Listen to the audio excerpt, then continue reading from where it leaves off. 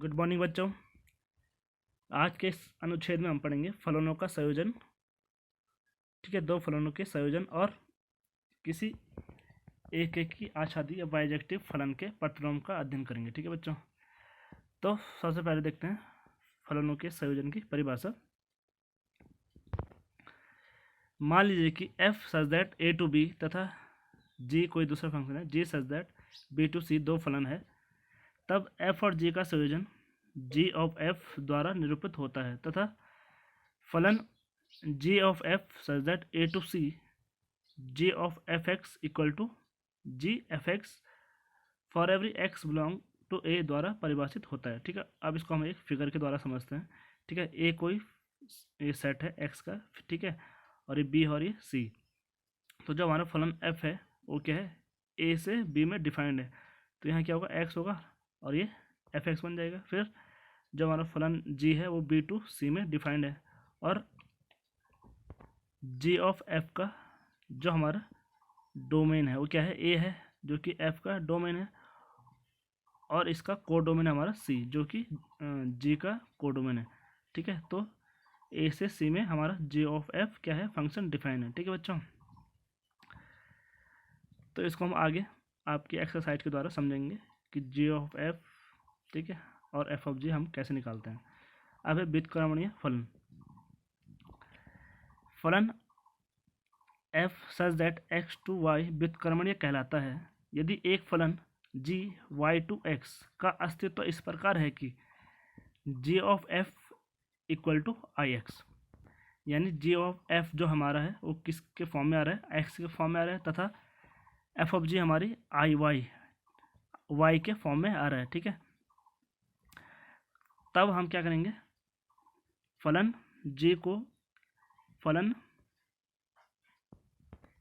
या लिख दो फलन f का प्रतिलोम कहते हैं। इसे प्रतीक f इनवर्स द्वारा प्रदर्शित करते हैं। ठीक है,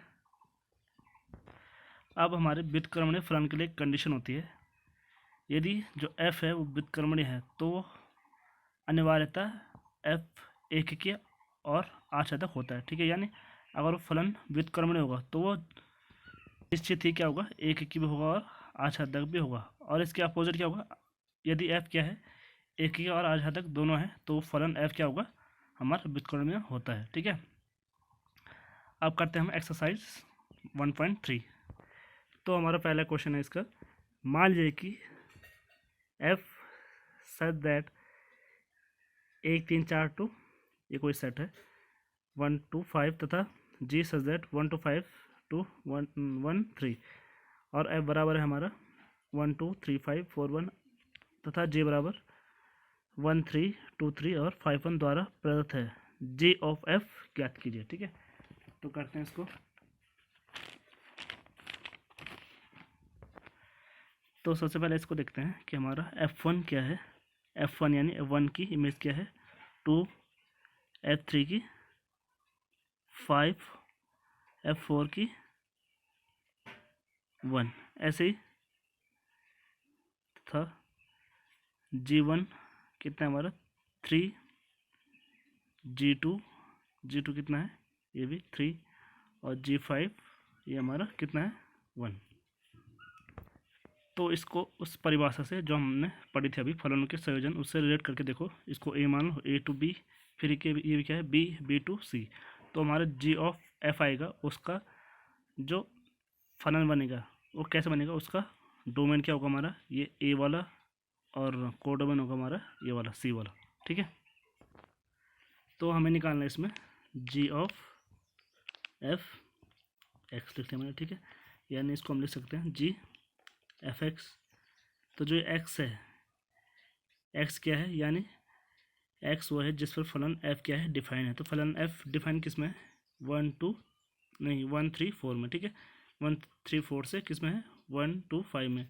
तो इसका डोमेन होगा, यानी x किसको बिलोंग कर रहा है, 1 3 4 को। ठीक है, तो पहले हम 1 निकालेंगे, f g ऑफ f1, फिर जी ऑफ F3 और जी ऑफ F4, ठीक है। तो निकालते हैं पहले जी ऑफ F1, तो ये आएगा जी ऑफ F1। तो F1 की इमेज क्या है, यहाँ 2 है, तो G2, तो G2 कितना है हमारा 3, ठीक है बच्चों। ऐसे ही जी ऑफ F3, तो ये हो जाएगा जी F3, जी F3 की इमेज क्या है, यहाँ 5 है, और यहाँ G5 कितना है हमारा 1, और जी ऑफ अब क्या बचा हमारा 4, तो यह है जी F4, तो ये आ जाएगा जी F4 की मैंने हमारी क्या है 1 है, और G1 कितना है 3, तो हमारा जी ऑफ F क्या आया बच्चों 1 3, फिर 3 1 और 4 3, ठीक है। और इसको हम इस प्रकार ले सकते हैं जी ऑफ F सच दैट, इसका डोमेन क्या बताया था मैंने 1, ये वाला 1 3 4, ठीक है। और इसकी जो रेंज है, जो कोडोमेन है वो कौन सा है, ये वाला 3 1, ये 1 3, तो ये हमारा इसका आंसर आ चुका है जी ऑफ F बराबर। अब क्वेश्चन नंबर 2 है, मान लीजिए कि FGH R से R तक दिए फलन है, सिद्ध कीजिए कि F plus G of H equal to F of H plus G of H, और दूसरा है F into G of H equal to F o H into G of H, ठीक है। तो इसका पहले फर्स्ट वाला पार्ट करते हैं, F plus G of H equal to F of H plus G of H। तो आपने क्लास 11th में पढ़ा है कि हम किसी दो फलनों को जोड़, दो फलनों का घटाना, फिर उनका मल्टीप्लिकेशन डिवीजन, या आपने क्लास 11th में पढ़ चुके हो, ठीक है। तो इसमें हम इसको ऐसे लिख सकते हैं, ये ले लिया मैंने लेफ्ट हैंड साइड ले लिया ये वाला, तो इसको मैंने लिख लिया F plus G of HX equal to F plus G, इसको हम ऐसे लिख सकते हैं F of G of HX, ठीक है। क्योंकि आपने ये 11th में पढ़ा है कि F प्लस, और जो ये है F प्लस जी एक्स, इसे हम क्या लिख सकते हैं FX प्लस GX, ठीक है। ये आप पिछली कक्षा में पढ़ चुके हो, तो इसी प्रकार हम इसको क्या ले सकते हैं, दिस इम्प्लाइज F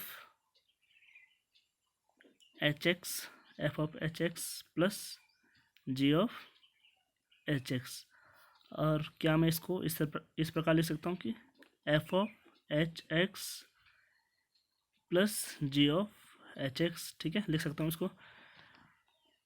फिर इससे मैं क्या ये लिख सकता हूँ, हमारा जो लेफ्ट हैंड साइड था वो क्या था, F plus G of H equal to, ये कितना हो जाएगा F ऑफ H, ठीक है, प्लस G ऑफ H, ठीक है। तो ये हमारा प्रूफ हो गया।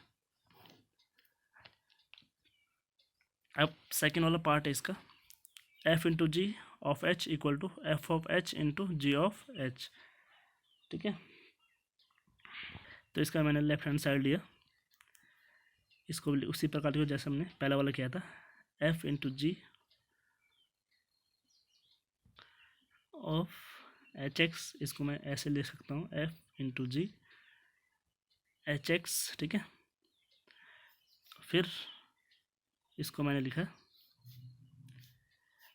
F of HX into G of HX, फिर ये हो गया आपका F of H into G of H, जो हमने प्रूव करना था, ठीक है। क्योंकि H जो हमारे फंक्शन है किसका, X का फंक्शन है, तो इसको मैं इस प्रकार भी लिख सकता हूँ, ठीक है। इसको हम मान सकते हैं कि क्या है, X के फंक्शन है। तो ये किसके बराबर आया, लेफ्ट हैंड साइड हमारा क्या था, ये क्या आ गया हमारा राइट हैंड साइड, तो ये आया हमारा F into G of H equal to F of H into G of H. ठीक है, तो ये हमारा प्रूफ हो चुका है।